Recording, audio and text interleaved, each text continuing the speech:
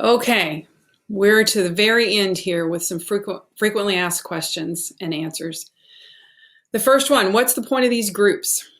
So our groups at CHS follow that state guidance, that organizing principle for junior and senior high schools. So they aren't to create a bubble under which we're assuming that there's no contact or mixing of groups outside of the school building. Splitting students into two groups allows us to physically distance while we're in the buildings. And that helps us to mitigate risks associated with all of us being in these school buildings for prolonged periods of time. So keeping the roughly same schedule with these groups, whether we're remote teaching and learning or in person, means that we can shift back and forth real smoothly as we need to.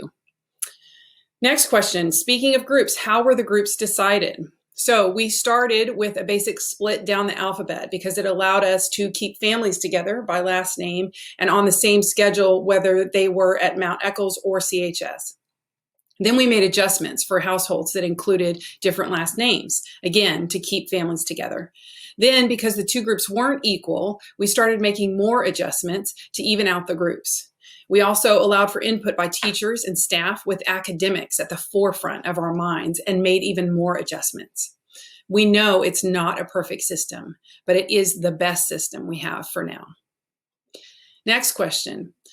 Will I have classes in the morning all semester long, all year long? We can't say for sure. What we do know right now is this is the plan for the next 2 weeks.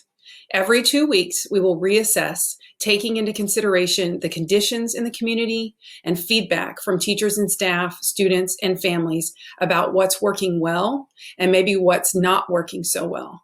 And again, as much consistency as we can give students and families is our goal.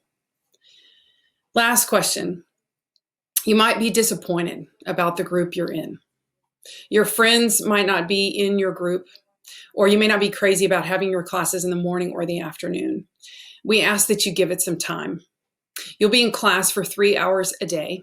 That gives you the rest of the day to be with friends. We encourage you to do that.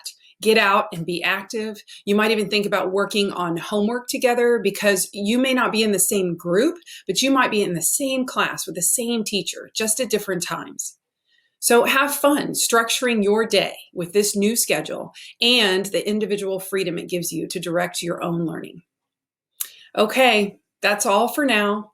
We are so excited to see you online for the first day of school, Monday, August 24th. See you soon.